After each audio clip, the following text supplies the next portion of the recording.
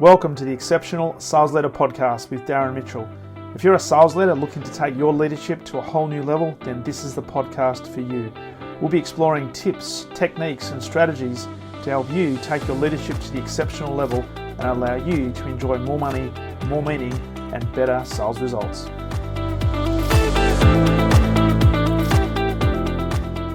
Welcome back to the Exceptional Sales Leader Podcast, and I must say we've had a very interesting pre-recording conversation with this man coming in all the way from the UK, Mr. Paul Morton. Welcome to the podcast. Hi, David. Darren, it's an absolute pleasure to be here. Thank you.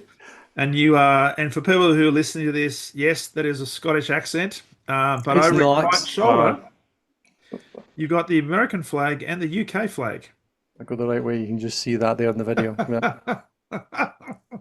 I am a Scotsman who's living in England. Been down here. I came down in 1999. I came down for a job actually, and I stayed down here for the weather. It is a lot warmer in England because I'm in the south of England in Hampshire. Ah, yep. Yeah. Nice. When I go back up to visit my mum, I have to put like 2 layers on and a jacket. And all the Scots are running around in shorts and a t-shirt going, "No, it's taps off. It's 11 degrees. It's practically summer." You know, so I'm the civilized Englishman now. You can almost say that. I'm a Brit. You're a Brit now. British. Well, I was going to ask you that question, right? Before we get into your background and what you do and stuff and why you're on the podcast. I often talk to people who say they're from America, from South Africa. They might have migrated to a different country, but when they talk to family and friends back home, they're often told, "Oh, you sound like an Aussie." I'm querying, when you talk to family back home in Scotland, do they think you're a British, or do they still detect the Scottish accent? Oh, I've been down here and I've been dealing with international teams for such a long time that well, obviously, of course, I don't think I have an accent, right? You're the one with the accent. And I've been normalizing and modifying it to such an extent that I have, I would say, pretty good diction. I win prizes for reading things out loud. Yes. So, you read in church, you do public speaking, whatever it is. So clarity, diction, and enunciation, all that sort of projection from the back of the voice, all that good stuff. So admittedly, though, there's a wee story that when I met my wife, I went to work in her office for a day, and she stuck her head round the corner. And I speak quite a few languages, and she was saying afterwards, "Was that Norwegian you were speaking there?" Because I speak Norwegian. I went, "No, I was talking to my mother." Thanks. So she thought I was speaking Norwegian, and I was talking Scots to my mother. But anyway, that is brilliant. That is brilliant. So looking forward to this, because when I listen to a Scot, I always remember, I think of Billy Connolly. So every Scot that I know has a sense of humor that is very similar to Australians, but and they don't tend to take themselves too seriously, which is... Oh, no, you can't. I've met me. You can't do that. No. So CEO of 2 organizations. First of all, Practical Leadership Academy, but also most recently CEO also of, and you said to pronounce it, AUVR, or as they say in the States, AUVR. RUVR, the company. RUVR. ARUVR. Yes. Are you pronounced RUVR if you like that? Yeah. But we're going to talk about sales and sales leadership today. You're also the host of the podcast known as the Practical Leadership Podcast. Yeah, leadership that sells. Leadership that sells. That's the way forward. So you sell more, you lead first, sell more. That's the idea. Brilliant. So before we get into this topic of sales leadership and leading sales teams and all things sales, I'd love to just get a bit of background from you, Paul, in terms of what started in your career that led you to do what you now do. I'm always intrigued in terms of, did you wake up one day and say, "Yeah, I think I'll get into sales. No, I think I'll go and run sales teams. No, I think I'll be a CEO of an organization." Do you know, I think like most people who get into this sort of position, like the one we're in, you end up falling into it foot first and favored by fortune, right? Nobody that I've actually met woke up and said, "I'm going to be a salesman, saleswoman, salesperson." Nobody. It's always something that's happened. And I think that's such a challenge. It's such a problem, such a failure, I think. Because there's still today, you hear people say, "I don't want to do sales. Sales is grubby, it's money, it's selling carpets or cars or dirty things." If you don't sell, you don't eat. That's Nothing right. happens until something gets sold. And the skills that are involved, the skills, the capabilities that you develop, the behaviors, the habits that emerge when you immerse yourself into the practice and art and science that is sales, and then eventually Mm, sales leadership if you're so inclined and a bit masochistic. The skills are phenomenal. Just the listening skills, the mm. questioning skills, and then the psychology, and then the maths and the economics, and then all the other good stuff, the marketing, the messaging, the communication. It is such a microcosm of life we're missing, we're neglecting, we're failing our kids and our children by not actually teaching them how to do this stuff. Mm. Now, mine, bless their cotton socks, use them on a daily basis. Now, I think what you would benefit from is me having a new phone. Whoa, whoa, whoa, whoa, what? Yeah, back up here. Are you using? Yes, this is what's in it for you. Okay, let's start again. Yeah, messaging techniques and your father. Okay, that's what they do. But we miss so much here. I think, and the opportunity I think we get is to share our love of what we do Mm. and the passion that we have for genuinely helping people. If you think of sales as making money, oh, well, what a shame. Yes, you're right. Yeah. And you think you should go off and make money, you should be a doctor or something like that, or an architect. And a good doctor, make in Australia, but over here they'll make quite a handle of cash. But a good enterprise sales rep will have to struggle by on what, 400 or 500 grand a year That's if right. you do it well. Oh Yes. no, that's dirty. I don't want that. Fine, fine. Let it leave it for somebody Don't else. do it. Okay. And you're not even talking the best in the class here, frankly, because the best in the class are typically the ones that go off and they do the PPE or nonsense, whatever it is, degrees, and go off to government or McKinsey. Yeah. But it's just folk who would otherwise be selling cars on a lot who Mm. get this nibble, and then all of a sudden they realize they have capability, capacity, they have the tenacity, they have the courage and the curiosity to become a Mm. really, really good earner, rep, Yeah. just a rep, knocking on doors and selling stuff.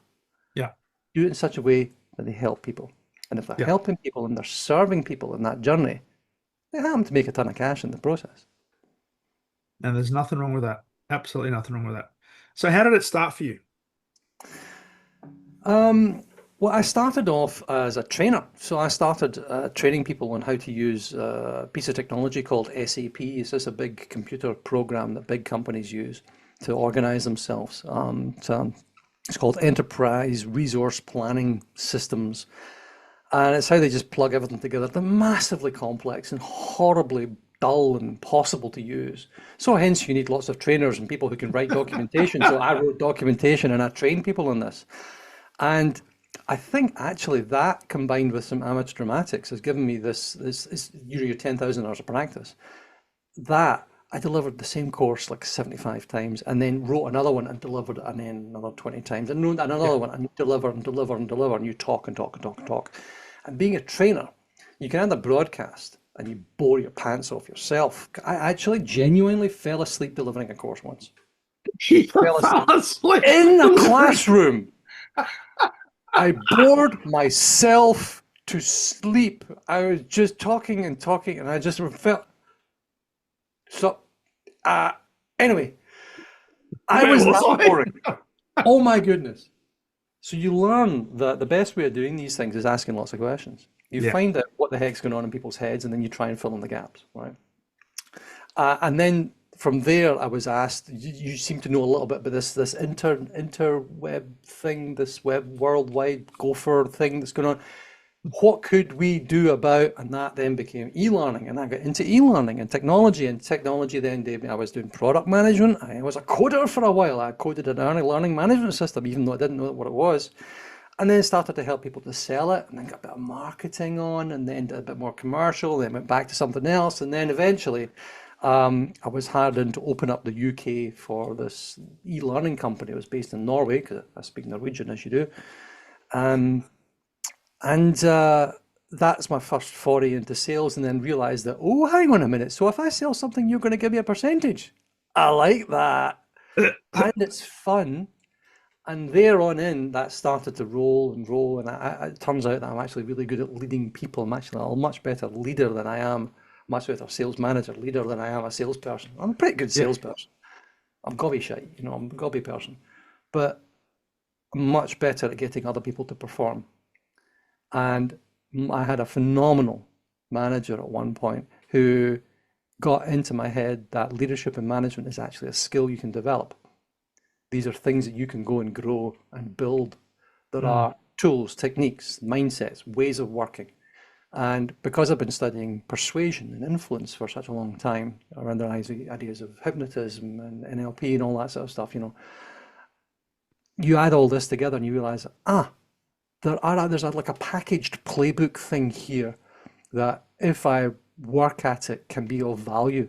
Because if you spend your money and your time on flash cars or nice watches or whatever, that's great, but they'll rust.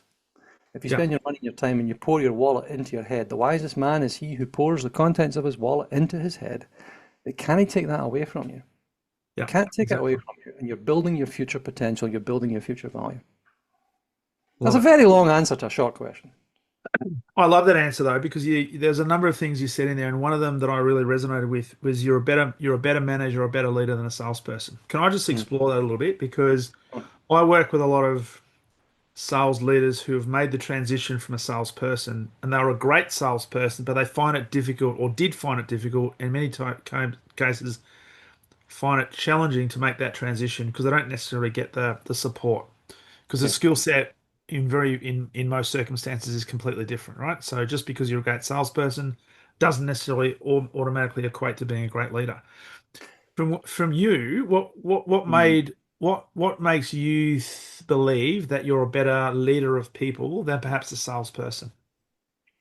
If you look at some of the aspects, some of the characteristics of the very best salespeople, they have the consistency and the follow through and the follow up that I struggle with. Okay. If you think of things on like a scale of like 1 to 10, my strengths are I can do very many things to different degrees of strength, okay? And I focus where my strengths lie. I have some non-toxic weaknesses that are not my strengths. I can be rigorous. I can follow up. I can be that guy, but I Yeah. can't. I can pull the little rubber band from the peg from like a 2 to a 5 or a 6, and I can keep it there and I can make it happen. But then if I leave it there, it's going to ping. It's going to ping back again.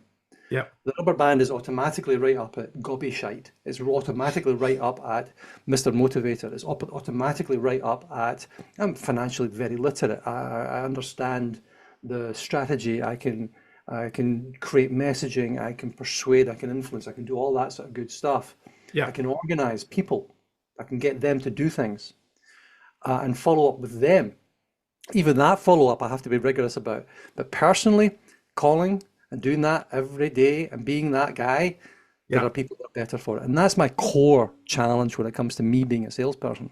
Yeah. Okay. What I recognized is that a really good sales leader has to burn for the success of others. And if you don't burn for that success, you'll be challenged to be that sales leader, that sales manager. Mm. And you mentioned that the skill sets are different, and I would challenge that. I would agree completely, but still challenge our joint understanding of that. Yeah. In that, if you have the core understanding, the core desire for someone else to be successful, the service, the servant leadership, and I come at that from it's a Christian ethos, but it's a Yeah. servant leadership of I will that you are successful. Okay, I will it. It's my will. It's Yeah. it's it's the one of the four loves. I don't know if you've heard of the C.S. Lewis's four loves, Mm. but it's the agape love of the other person. We don't talk about love in business because you'll get into trouble No. with HR, right? But the That's right sort of love. right. I'm not talking eros here, with your No. wife. I'm not talking philia here with your brother. And there's another one, storge, with your French. But the one we're talking about is agape. It's this divine love of you being successful and you being good. How can I make you not just happy, but successful? Yeah. And if you think the core of an excellent salesperson is exactly that, it's Yeah. exactly service. I am here to make you successful because monetarily, if you're successful, I make money, right? Yeah. But I want to know what makes you tick. Yeah. I'm curious. I'm also courageous enough to ask you questions. So, what exactly are you going to get paid your bonus on this year, Dan? Oh, uh, well, well, actually, and all of a sudden, you don't only know what's boiling their kettle, but you know what the boss wants them to do. And if you Yeah. can help make that happen, job's good. And you get the bonus of having just come across as being courageous enough to ask the difficult questions, the big boy and girl questions out there. Yeah.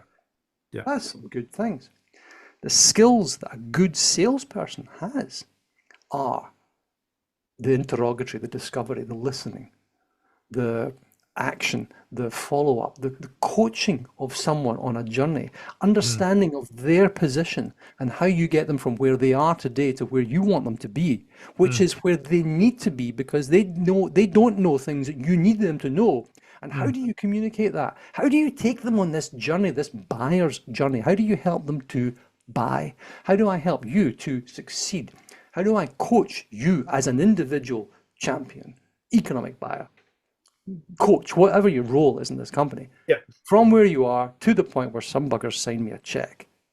And if you translate them at their essence into a leadership role, it fits beautifully.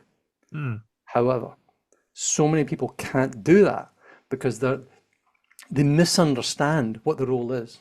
They Yes. take what made them successful as a salesperson, which was bashing on regardless, some brute force, whatever it is, and then try and translate that, and then they translate their activities, because we measure activity, right? Yeah. Yeah. They translate their activities and how they did it rather than what they got. You want to get what you get at the end, not Mm. necessarily how I did it, because maybe I am a deeply rigorous data-oriented person, and I'm here coaching you, who is a Mr. Relationship person. Yeah. And I'm saying, no, no, no, data, data, data, data. And you're going, handshake, handshake, handshake, hugs. Hug, hug, No, no, no, hug. no, data, data. Because that's what made me successful. Yeah.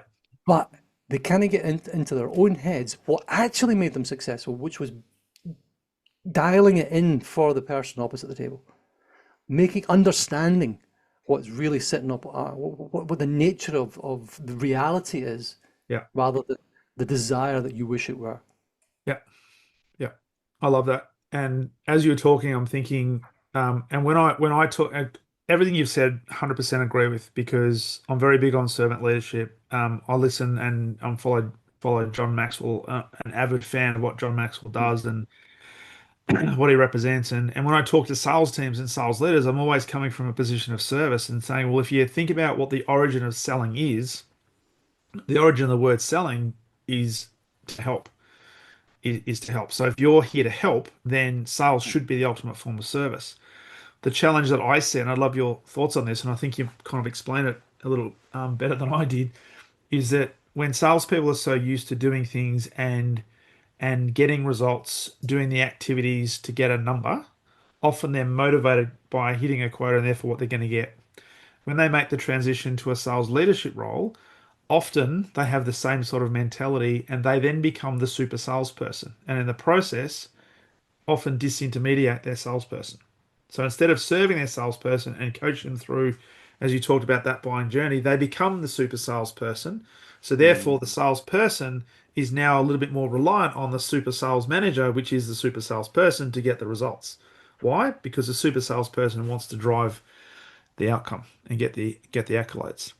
So I love your thought process and your concept where you talk about lead first and sell more. The challenge, I think, this neatly fits in with what is a nascent idea for me right now. It's something I'm beginning to evolve my thinking towards. And actually, just as a note here, as I said, I'm a bit of a linguist, and yes, sale, it's like an old English word, Yeah. so it's a sala, which has some like Proto-Germanic roots, which is most likely to be salo, which means to offer or to deliver, to hand over. You know, it's a salo, just is to bring somebody towards something else. My thinking is around the main problem for sales managers, which is that they've been badly served for so long. And even those of us who have had great help and great assistance are trying to build a sales team. And what is a team? Well, it's a good question, and you probably could write a book on that. My thinking is that the teams that we are familiar with are football or rugby or your Boy Scouts or whatever it is. It's a group of people trying to do something together, isn't it? Okay, you lift this end, I'll lift that end, and together we'll get there. Yeah. Okay. I'll mix. You pour the batter in, I'll pour in the flour, and you mix the cake, and then you put it in the oven. Okay, because you're good at putting it in the oven, I'm good at mixing, and you're good at pouring. Okay, we're doing different things. Now, that's not what a sales team is. It's just not a footy team. It just isn't. Yeah. It is a team of independent contributors. And your sales managers are typically leading teams like they're interdependent. They rely on each other, when in reality, the sales reps are independent contributors. Yes. And that mismatch leads to so much wasted effort, so much disconnection, and fundamentally, underperformance. It's a core framing error that managers think team, their sales team, means mutual reliance. But in sales, the model is actually individual execution, but with shared standards. And because people get the metaphor for what they're doing wrong, everything fails. The method fails. Lack of cohesion. People try and build teamwork where there shouldn't, that doesn't fit. Instead of trying to build shared clarity, shared values, trying to empower, they're assuming a model of team dynamics that don't exist. That, I think, is the core, unrespected, ignored problem that most sales managers have. Whenever I talk to people, it's rare I end up talking to them about selling skills. I might come up with one or two clever things that are useful, right? Bam Fam is one of my favorite ones. Book a meeting from a meeting, right? There's no reason ever to not have the next thing in the diary. That's it. Done. Right, just before we wrap up here, can we have a next thing in the diary? Ideally, and then I'll do the next thing. We'll deliver this thing to you on Wednesday. Can we have a meeting on Wednesday and Thursday? Because Thursday I want your feedback. Oh yeah, sure. Yeah. Just 10 minutes. No problem. Yeah. Right. Oh, and by the way, we need your boss. Can you see your boss's calendar? Yeah. Early week, late week, late week. Thursday, Friday, Friday. Morning or afternoon, afternoon. So 3 p.m. Friday, done. Bang. This shit isn't hard, right? That's one of my favorites. But it is rare that I end up talking about selling skills, because your point right at the beginning is that the guy who's a sales leader, the girl who's a sales leader, was typically a very good salesperson. They know this stuff, but they don't have a model or a framework to hang their hat on that allows them to get their team, make their team successful. So today, mostly people they have collaboration heavy meetings. Oh, you two could work together on this. What? Why? I'm not sharing. Paul doesn't share leads. I'm not sharing. And worse, you then go and you say, well, you two could compete. Oh. And that feels right. Feels good, actually. Competition feels good because we've got targets. Now, maybe different numbers, but percentages or calls, targets, leaderboards. Because we are inherently a competitive species, salespeople. However, and I have data to prove this, it doesn't work. Competition, the losers in competition vastly outweigh the winners. And the losers typically stay the losers. There is no performance gain through competition. The winners keep on winning, the losers keep on losing. This is not a development technique, it's lazy. Not because you as a sales leader are lazy, but it's because you've never done anything else. Yeah. because that's how you were taught. That's what happened Yeah. to you, you poor sod. I'm sorry Yeah. for you. Yeah, that's it. Delegation. Well, just you go and you do your thing. Yeah, you're empowered to do it. That's lazy, right? Off you pop. And then I'll coach you because I'm a coach now. And then you're not coaching, you're holding people compliant. Did you Yes. do it? Yeah. Did you do You didn't do it? Why didn't you do it? And all you need to do is reframe the question. Mm. You know? Are you on track? No. What do you need? Not why. Have you cleaned your room, John? Mm. No. Why haven't you cleaned your room? Because I don't give a crap. What are you going to do to get your room done? Oh, Different what? question. How will you get back on track? How will you clean your room? I'll just pick up my clothes and put them in the laundry basket. Why couldn't you do that the first? That's such a good idea, son. Or the last one, Mr. Motivator. Come on, guys, we're in it together. No, we're not. You, and this is fundamental, are the only person who's in it together. We could give two shits. Mm. You are the only person who is actually dependent on anyone else in this team because you, manager boy, are the one with the target. I Yeah. have my target, I'm going to hit it. Whether monkey chap over there does or does not my problem. Yeah. Your problem. So Your problem. you naturally look at this as an interdependent team when we in the team are looking at it as an extra dependent, a parallel team. Now, all Yeah. these things are well meaning, but they treat parallel performers like rugby players rather than golfers. Mm. So you've got 10 different golfers on 10 different golf courses. What are you going to do to get them better? Because your job depends on the score at the end of the day Yeah. added together. Yeah. My job depends on me hitting, hole in one. Yeah. So Different. I can keep going if you like. You want to know It's why it's not working? well, and you said a number of things there, and I was just coming back to all the years where because I was at Australia's two biggest telecommunications companies in leadership roles at both of them, and what you described is literally the playbook of both organizations. We would have Yeah. the quarterly number one salesperson, we'd have the number one Woo! salesperson for the year, and you meet your quota, and we all get to do this and do that, but it didn't motivate anybody more than anything. So it was, and then the poor old sales manager, you talk about, hey, you get promoted to a sales leadership role, Yeah. you get the status, you get the prestige, you get a nice title, maybe a good car park closer to the office, maybe a real plant with an office you can close the door on, and you get more responsibility. But your hourly rate is probably a lot less because you're now relying on everybody else to deliver their numbers. But That's you're it. right, we tended to deal with everybody the same.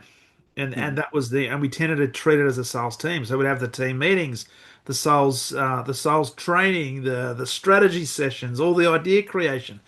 And people would sit there and thinking, why am I here? Yeah. Why am Yeah. I here? Yeah. So You the obvious force question the now, collaboration. You end well, up we did. forcing the collaboration. Yeah. Absolutely. And I like the analogy that you used in relation to, I mean, you used the rugby team, but then you used the analogy of the golfers, right? So you got a team of golfers. How do we treat our individual salespeople as golfers, right? Now, I'm getting from that, we need to build individual relationships with individuals, figure Hmm. out what makes them tick, Hmm. what drives them, what's important to them, and adjust your communication style. Because you mentioned before that somebody could be really big in data, another person might be really big in relationships. Hmm. How do I ramp up and use that strength and really hone in and make that a superpower? But also teaching them the fundamentals, all in line with the overarching standards that we've set for the team and for the business, That's but it. enable them to shine and see how I can enable them to be the very best they can be. Yeah. So, love your thoughts in terms of because Mm. we've talked about that. There's the symptoms. This is actual. This is if you look Yeah. at most sales organizations, and you would see this, I see this. It's all the same. It's all the same. Totally is. Totally. Same issues. So the logical question, Paul, is, mate, what's the answer? Well, I think I've got one, and again, as I said, it is a nascent. It's in the process of being given birth to here. Um, And I'm calling it two different things. One is CIA, right? Clarity, identity, and autonomy. And that basically means that you set the target, Yeah. you build the flag you're going to fly, and then you hand over the map. Set the target, build the flag, hand over the map. And the idea is that you're setting the target, so you're defining what success looks like. You're building the flag, you're creating shared language, you're creating shared pride and standards that you adhere to. And you hand over the map. This is where you're going. This is where we're going. And you coach thinking, you coach judgment, you coach reflection so that your reps could make smart decisions themselves. But you got to think even still, we know it's not working, but we're now going to think why it's not working, because that then gets us on to how to fix it. Okay, we're leaping ahead for a second here. And you think about why it's not working. I think it's because you force this collaboration. You force people to work together. So you, as the boss, then you over-engineer shared work. You're looking for ways to get the team to work as a team. And if you think about it, every time that because I've done all of these, right?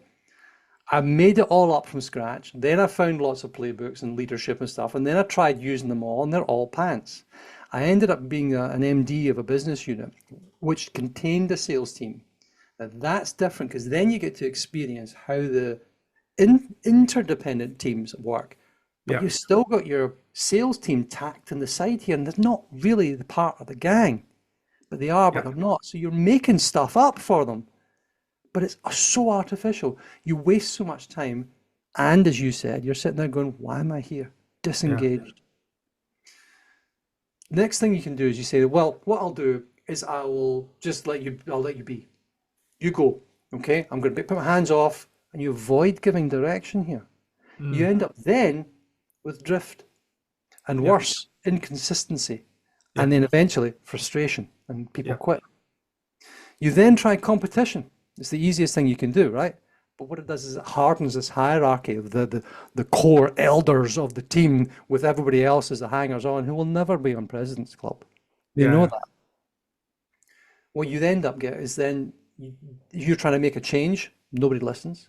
The winner takes everything, okay? Then you maybe have some team building. Let's go and lift logs and burn campfires and stuff. You have an offsite, you have little huddles. You create this sense of false unity. Yeah. And salespeople can be quite pragmatic, put it that way, cynical, put it that way too. And you end up with these false connections.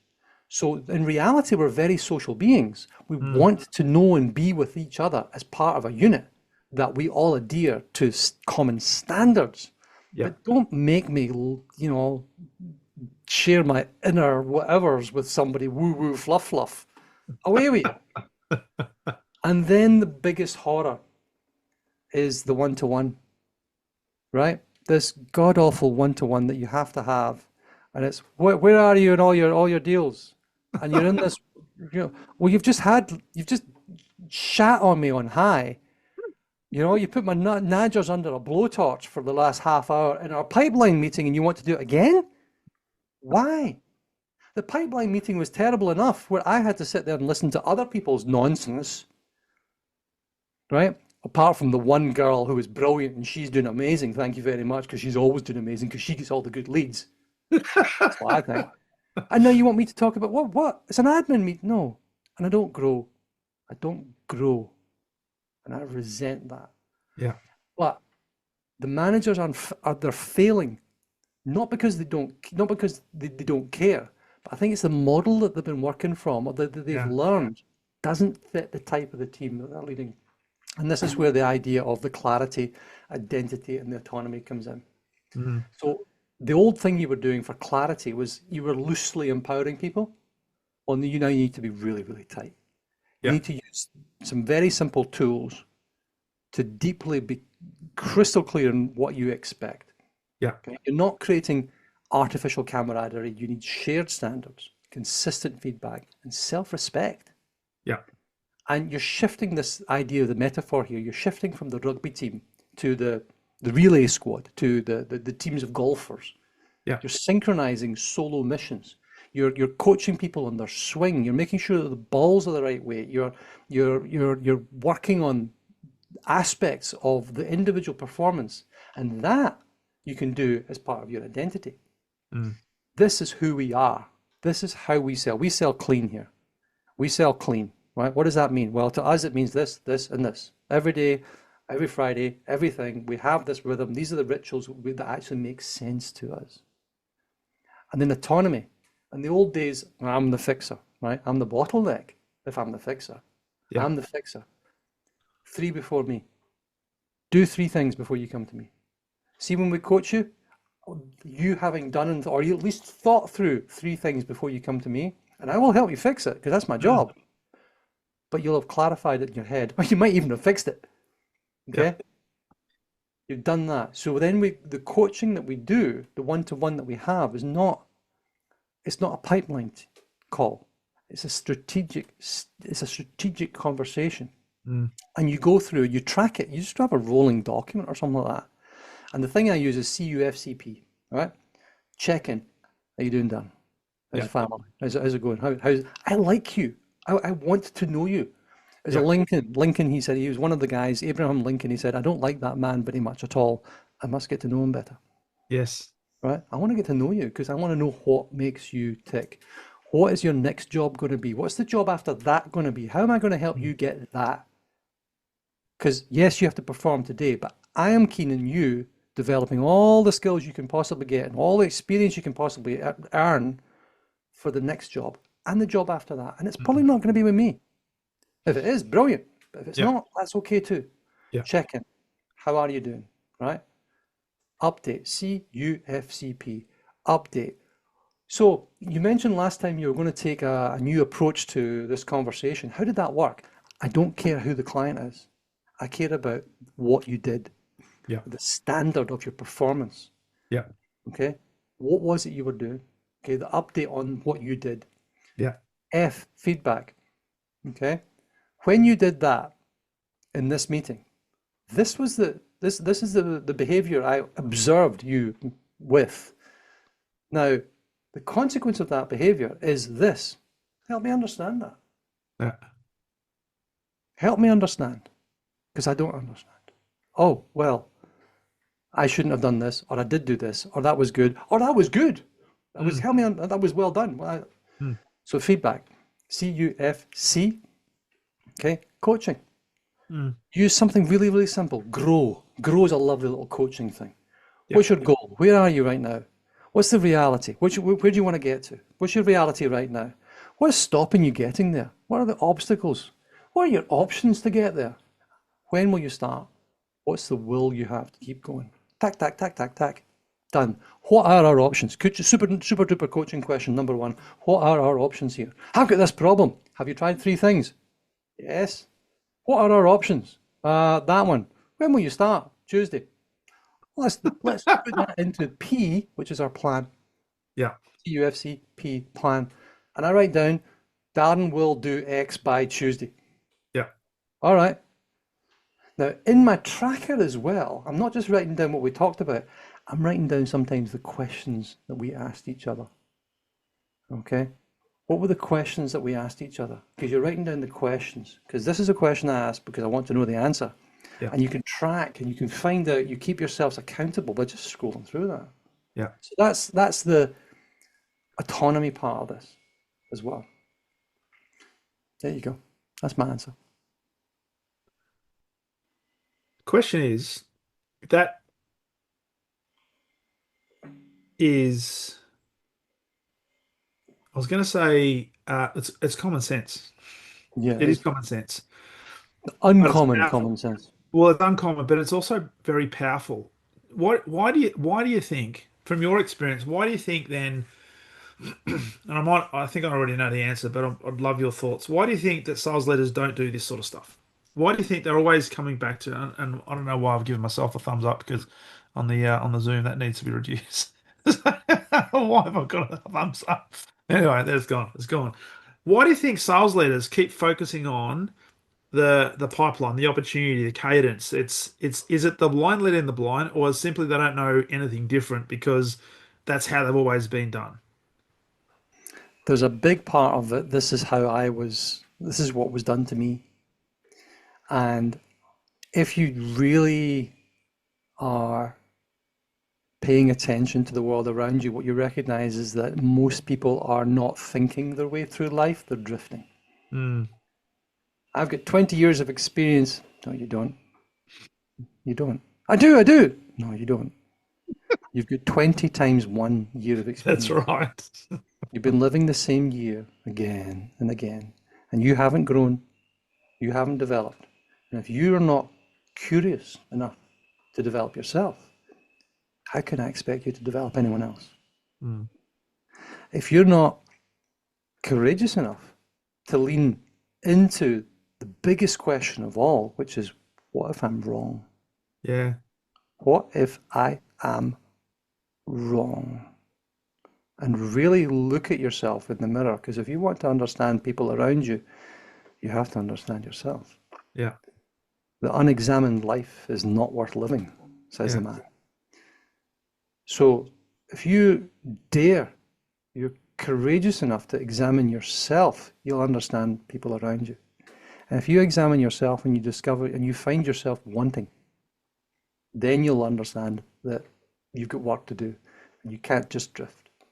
You Mm. have to ask the questions. How do I do this better? Yeah. What's stopping me? Where do I want to be? What's my journey to get there? And any plan is better than no plan. Mm. Everybody just drifts. Yeah. And drifting from TV show to the pub, to the bed, to the office, to whatever. What a waste of your time. Mm. I have a finite number of heartbeats and I intend not to waste one of them. Yeah. But don't Which means drift. you're living with a whole lot more of intention Yes. than just letting time eat away and then wasting time. So what do you say to sales leaders that have got perhaps a challenge with senior leaders? They might have a sales director on their tail, they might have a chief revenue officer, they might have a CEO Mm. that is all they're interested in is the number, right? Yeah. Because people might be listening to this and saying, "Hey, Paul, Darren, this sounds all good, right? I'd love to be able to do clarity. I'd love to be able to create this model of CUFCP, but you don't understand the environment I'm in. Mhm. I get ridden pretty much every single day, Yeah. and I don't have time to think because the environment that we are operating in, it is all do, do, do. Because the conversation, the one-on-one conversation, is not how are you going? Is everything okay? It is you're behind on your number. What are you going to do to close it this week? And it's almost not even an offer of help from the sales leader in terms of how to help you get from where you are to where you need to be. It's what are you going to do to close the gap? What do we say to those sort of people who are operating in that sort of environment? Do we have to buck the trend and have the courage to stand up, or do we leave? What do we do? Or what can we do? I think that if you're talking to your CEO who's focused, laser focused on the number, what you got to do is you got to translate this parallel team problem and the idea of this clarity reset into revenue-based language. Yeah. So you tie the management model changes directly into quota, directly into pipeline, directly into performance. Okay. And I think you talk about it as you say, look, what we're doing is we're running a three-part reset here. We're going to spend an hour, week one, on clarity, right? Setting the standard. We're going to spend an hour, week two, on the idea that we need to build the flag for our identity. Yeah. Okay, it's not fluffy. This is not fluffy. I am not a fluffy person. This is not fluff. And then the autonomy piece is how do we coach? How do we deliver the results? How do we hold people? We give them autonomy and hold them accountable. Okay, Mm. coaching is accountability as well as autonomy. So you'd say, I'm running a three-part reset and we're going to improve manager-driven performance consistency. Okay, it's a pipeline integrity fix. You know your pipeline's a bit shit? This is why. Mm. The team is extra dependent, boss. Okay, these reps are working solo, but our managers are still managing like it's 1999. Mm. Okay, we've moved on. We've Yeah. recognized that this is not the case anymore. In fact, I think IBM recognized at some point in the 50s. This isn't, by the way, this isn't coaching training we're doing. We're going to Yeah. rewire. We're going to reinstall a bit of an operating system in our managers. We don't have to do anything else. You're not messing with comp. There's no massive change programs here. It's not something big and scary.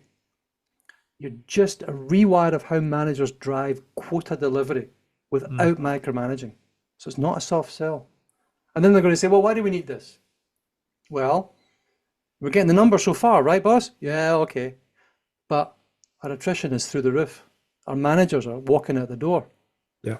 What we're going to do is build repeatable execution with less firefighting. Oh, brute force it. Compete harder. Well, they already are. But the competition that we've got really just deals with the top people, the top 20%.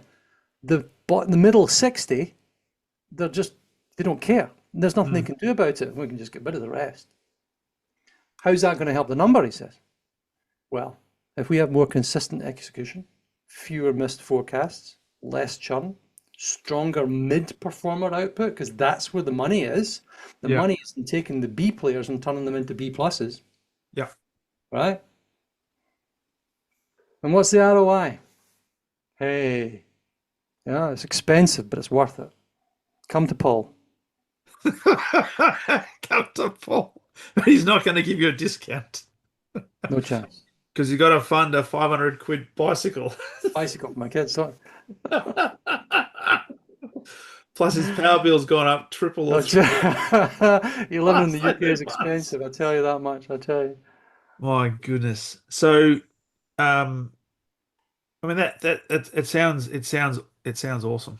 It's something that I think all sales leaders should be looking at, and it's frustrating because I've spent so many years as a sales leader Hmm. going through the motions, going through I guess, drinking the cool out of the business and doing all the things that the business expected to drive the behaviors, but at the same time, trying to tap into what's motivating my sales team, knowing that I can't Hmm. create a sales team. I've got No. to treat them all individually, but also Yeah. have them all aligned to a common purpose, a common vision of what we're trying to do as a team, and keep them Identity. aligned. Yeah. Identity. Who are we? What Mm, sort of rep works here? mm, What sort of person works here? mm. Right? We sell clean. Yeah. And part of that could well be through that process is there'll be some that opt out Yeah. of the organization, and, Self-selection. and that's okay. Self-selection. It is, totally is. Because what you're talking about is creating an ecosystem that is delivering sustainability in terms Mm, of sales. And it's not about hanging on to, because you said before, it may well be that you're going to help an individual and they're going to get promoted out of the business, mhm, and that's okay.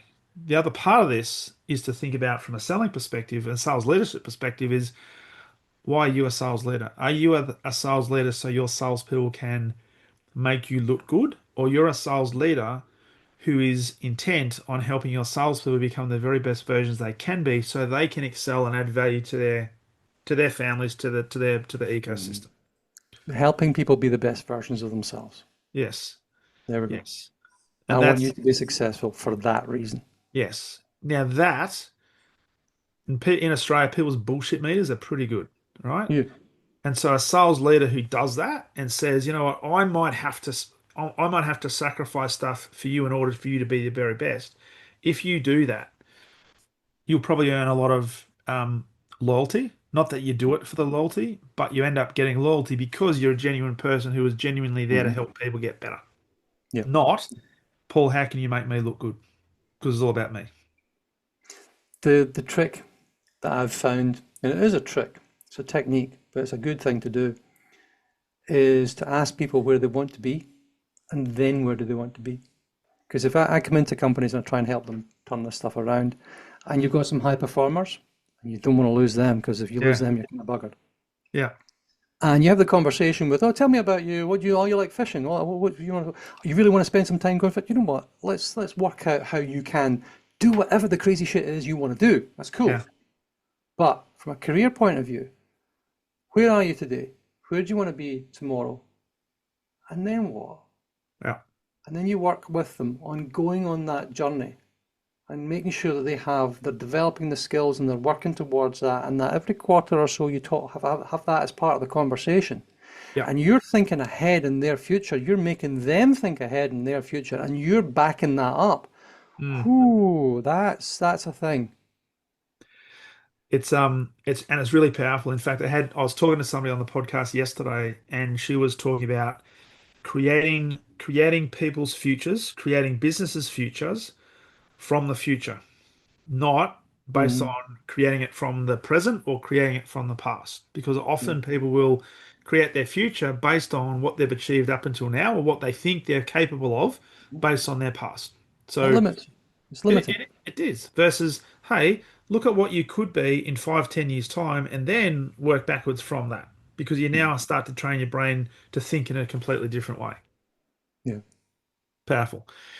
So, mate, looking forward, Mm. what's the next evolution of this? Where do you see, from your perspective, from a leadership academy perspective, where do you see this going? Where do you think the evolution of sales and sales leadership is moving in 2025 and beyond?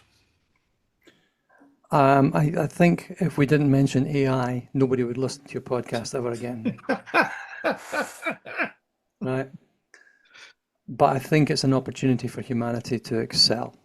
Yeah, I think there's at least one massive challenge with AI that some people are talking about, and there are some great opportunities.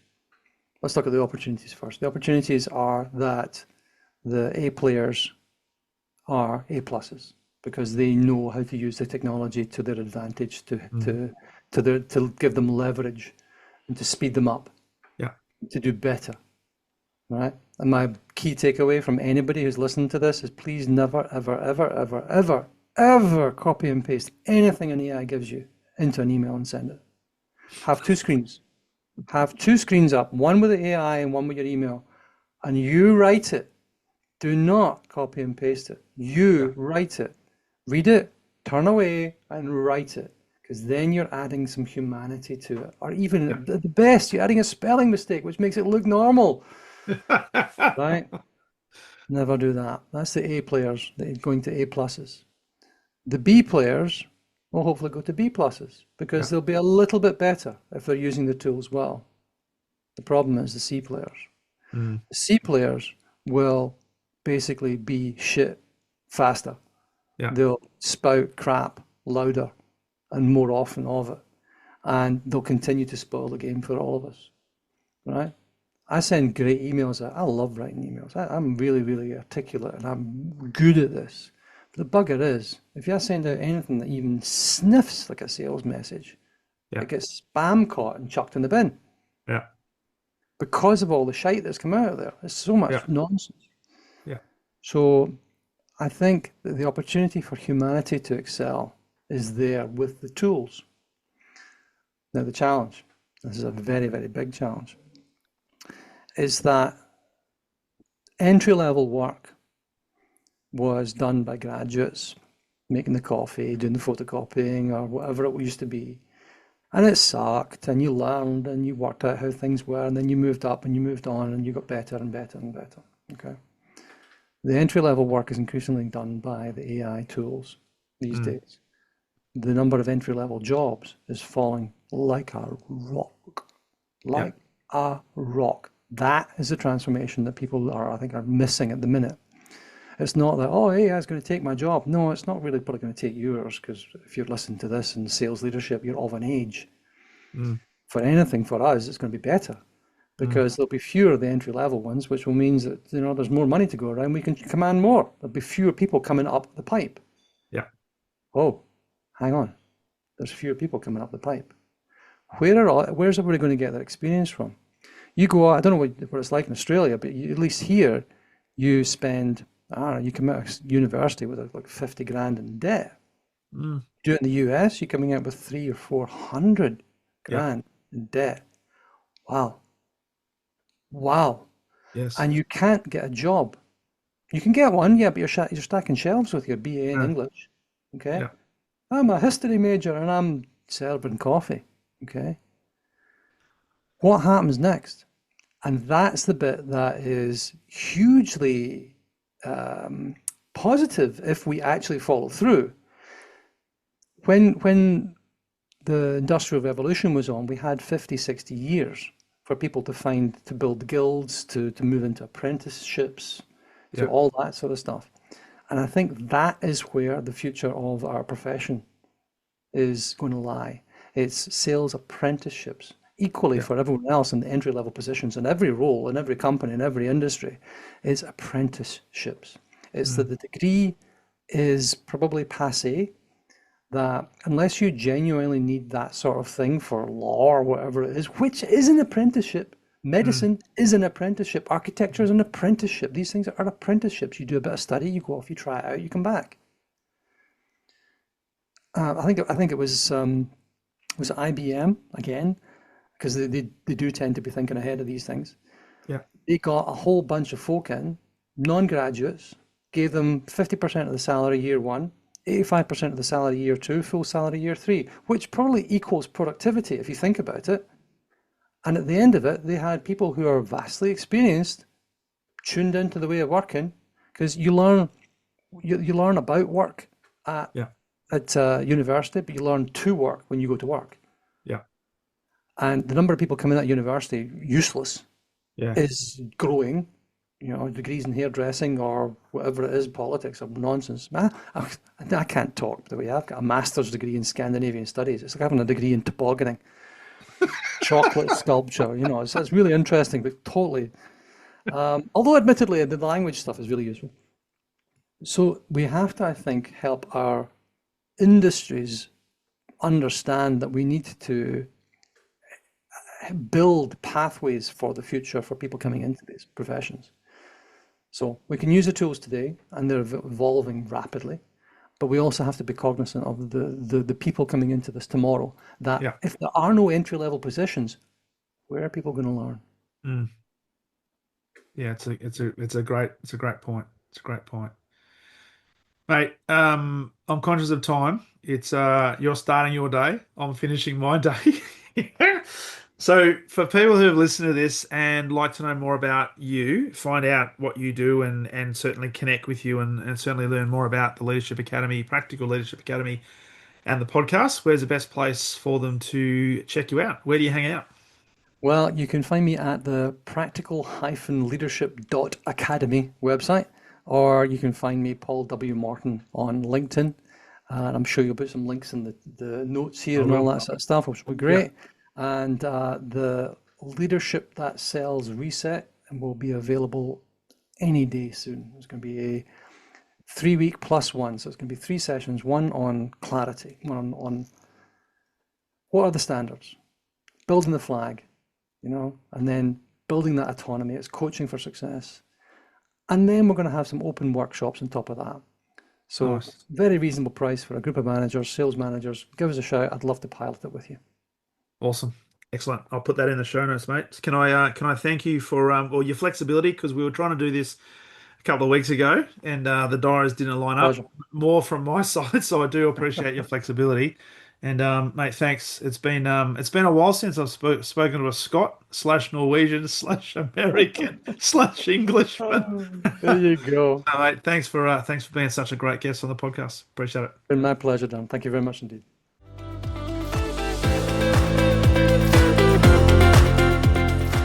Thank you for listening to the Exceptional Sales Leader podcast. I trust the information in this episode has been helpful in your journey towards becoming exceptional. And remember, please take the time to rate the show, subscribe to the show so other people can find it. But also, if I can help you, jump on my calendar, go to leadwithdarren.com and let's have a conversation about how I can help you along your journey to being exceptional.